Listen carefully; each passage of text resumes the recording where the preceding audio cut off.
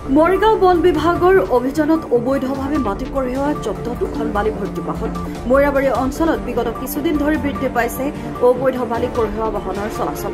মৰিগাঁও জিলা বন বিভাগৰ এটি দলে মৈৰাবাৰী আৰক্ষীৰ সহযোগত দুখনকৈ বাহন বালি মাটি কঢ়িয়াই থকাৰ অৱস্থাত জব্দ কৰিবলৈ সক্ষম হয়। বাহন দুখনৰ নম্বৰ ক্ৰমে ডাম্পাৰখনৰ নম্বৰ হৈছে AS05A C0547 আৰু ট্ৰেক্টৰখনৰ নম্বৰ হৈছে A02BC 416। দুইখন বাহন বন বিভাগৰ দলে জব্দ কৰিছে বুলি জানিব পৰা গৈছে। Bureau report, news 18।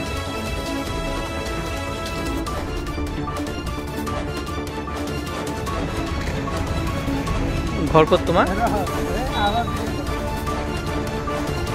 घर को तुम्हार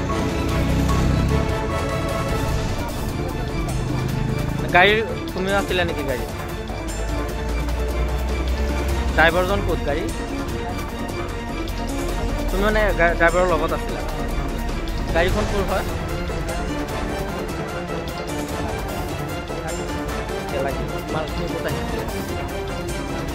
मार्केट ক'ৰ আনিছিলা?